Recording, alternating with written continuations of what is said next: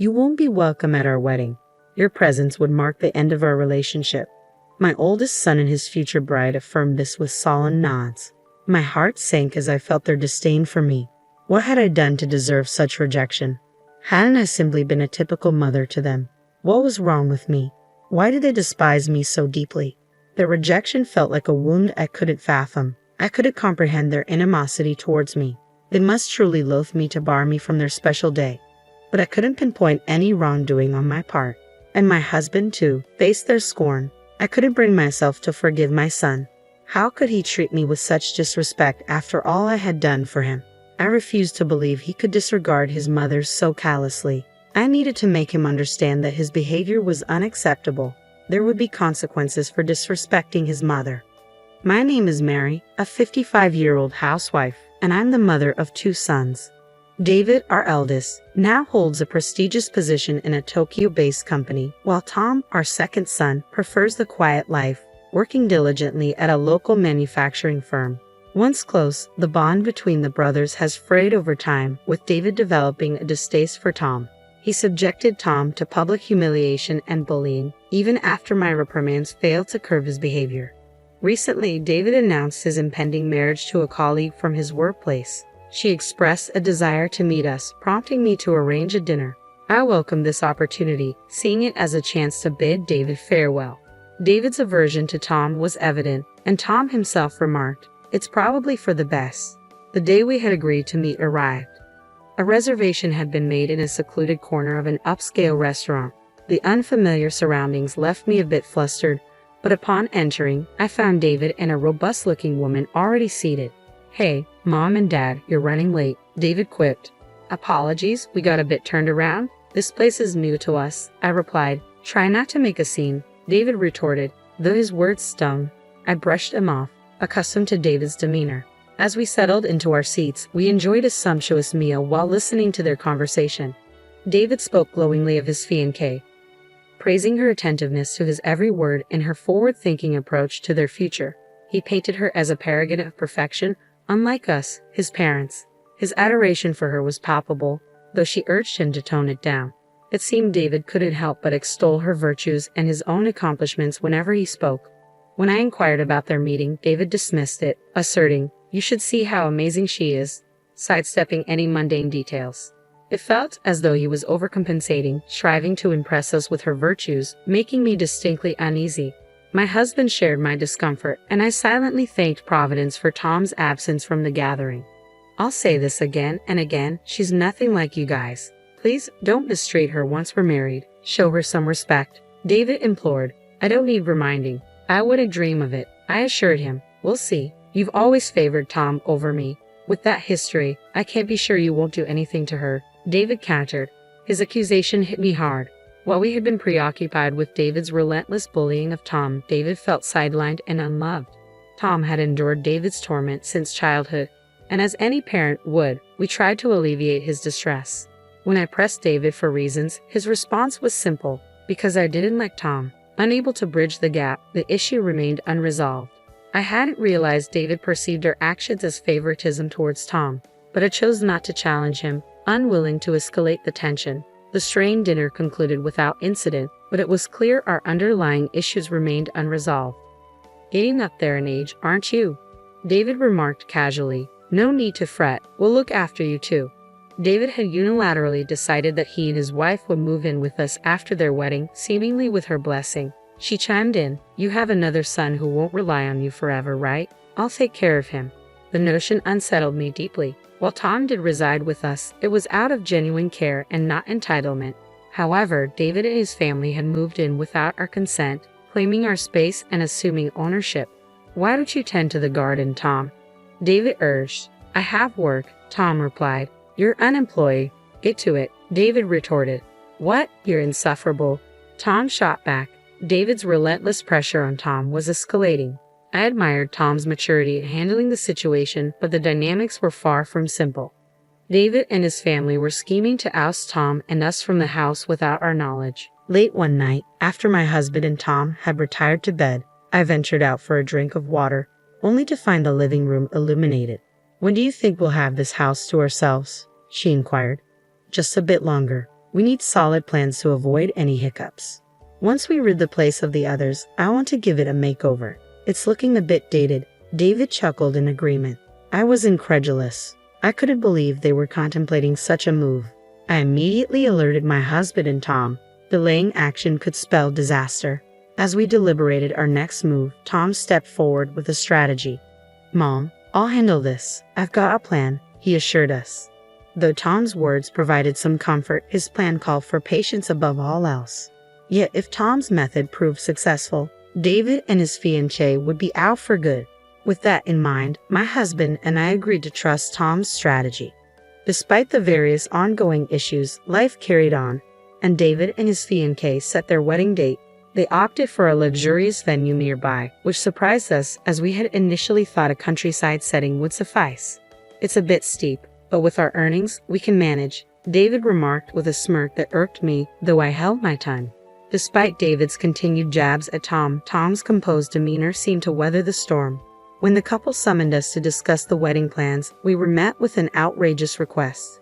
Please refrain from attending our wedding. It would jeopardize our relationship, they declared. I was dumbfounded by their words, but managed to compose myself enough to ask David, "Are you sure? Why the sudden change?" "I'm afraid of you both. I don't want you there," David insisted, feeding tears in response to my inquiry. "I'm warning you, our relationship will be over if you show up. Isn't that what you want anyway? Am I not your terrible son?" David pointed accusingly at Tom, leaving Tom speechless. My patience wore thin upon hearing his words. "That's enough, David. You've been tormenting Tom for far too long. Why are you behaving like this? Your siblings, stop treating him so poorly," I interjected, addressing David's bullying. David and his wife turned their gaze towards me as I spoke. "You have no right to criticize me. You've been fooled by Tom's charades and coddled him. You've always favored him," David retorted. "Because you mistreat your younger brother," I countered. "Isn't that just an excuse? You couldn't resist Tom's charm because he's so adorable." "That's not fair," David snapped back. Despite my reassurances that I didn't favor Tom, David refused to listen. Why couldn't he see that his own actions led to this situation? Why wouldn't he even consider it? David is my son, and despite his behavior, I felt a maternal obligation towards him, but that sentiment was fading fast. At that moment, I made the difficult choice to disengage from my son. "Fine then, I will be attending the wedding," I declared, washing my hands of the matter. Tom and my husband exchanged wide-eyed glances, while David and his companion seemed content with my decision. "Are you sure about this? You'll regret it," I cautioned. "No, we won't regret it. The best weddings are those free from distractions," David confidently replied. Their cheers contrasted with the heaviness in our hearts. There was no point attending a wedding where we weren't welcome. Eventually, our family reached the decision to abstain from the ceremony. Without an invitation, we wouldn't have been able to enter anyway. David appeared content throughout, but little did they know the repercussions of their decision. It was almost comical to consider the strategy Tom had devised. The newlyweds managed to navigate the wedding without any hitches, but they continued to reside in our home. Having recently changed jobs to be closer to us, they were busy packing and preparing for the move to their new office. Upon returning home from their first day at the new office, they frantically called for Tom. "Tom, what's happening?" they queried anxiously. When I inquired about the commotion, they relayed the events of the day in brief. During their orientation at the new workplace, they unexpectedly encountered Tom, who wasn't expected to be there. To their astonishment, when their boss spotted Tom, he respectfully bowed and expressed gratitude for Tom's assistance. The couple, previously under the impression that Tom was merely a factory worker, were taken aback by these revelations. Unbeknownst to them, Tom had been diligently toiling away at the factory since he first joined. His dedication hadn't gone unnoticed. The factory's president himself acknowledged Tom's invaluable contributions. Tom's innovative ideas had become integral to the factory's operations, earning him admiration from his colleagues. Thanks to his efforts, the factory's performance had seen significant improvements. In due course, the factory became a cornerstone for many companies. However, when the president fell ill, Tom's concern for him was palpable. He made it a point to visit the president regularly on his days off. Witnessing Tom's unwavering dedication, the president saw fit to appoint him as his successor. Tom, feeling overwhelmed by the responsibility, initially declined, saying, "I'm not capable of such a role." Yet the president remained resolute. With the encouragement of his peers, Tom eventually assumed the presidency. Under his leadership, the factory's performance soared to even greater heights. Tom's amiable nature, coupled with the trust he garnered from his employees, as well as his astute leadership, earned him widespread admiration. Today, the factory is relied upon by companies across Japan, and Tom's name is recognized even by major corporations in Tokyo. On this particular day, Tom was visiting the company for a client meeting, nothing more. However, the couple, unaware of Tom's elevated status, felt unsettled by the deference shown to him. "You always find a way to deceive us," David accused, seizing Tom's arm. "If only you had been honest with us, we wouldn't have reacted this way. Why didn't you tell us?" David's wife dissolved into tears on the spot. Tom's nonchalant demeanor was almost ironic given the circumstances. "I reached the top through my own efforts, that's all there is to it, so why all the anger?" he remarked casually, his expression unfazed. David's ire seemed to intensify at Tom's composure, prompting him to raise his voice. "Don't you dare act indifferent towards me." Yet Tom remained composed as he addressed David. "There's something else I want you to hear. It might be the most important thing for you." Through some effort, we managed to calm David and his wife and coax them into taking a seat. Tom, having retrieved something from his room, returned and began to narrate the story. "Firstly, take a look at this," Tom announced, spreading several photographs across the table. They depicted David's wife alongside a man in elegant attire, unmistakably capturing scenes of her infidelity.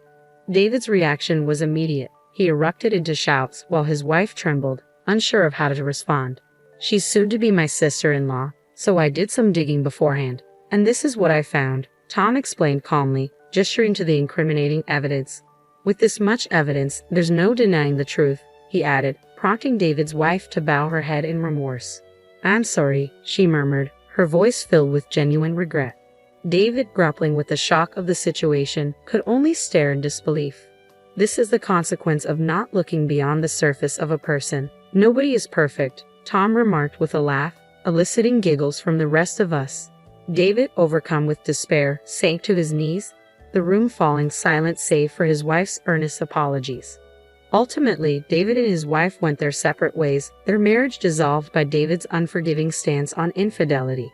When it came time for his ex-wife to pay alimony, she found herself in a state of panic, relying on her parents' financial support to meet her obligations. Yet even this wasn't enough to mend the deep wounds inflicted upon David. Overwhelmed by the shock of the divorce, David chose to resign from his job. Since then, he has retreated into seclusion, rarely emerging from his room except to grab a meal.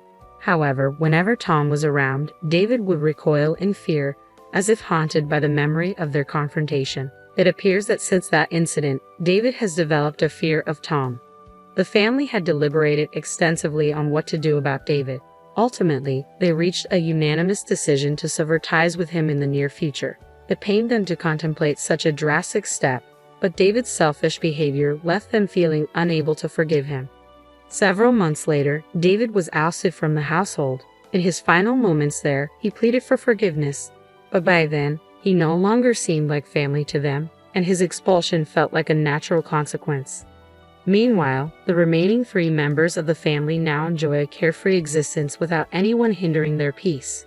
Though her husband has retired, they face no financial struggles, thanks to Tom's hard work. She harbors a deep desire to ensure Tom's happiness and security for as long as she lives. Tom is set to tie the knot soon with his longtime girlfriend, a colleague from their workplace. Their relationship has flourished over several years, and the prospect of her precious son's wedding fills her with anticipation and joy.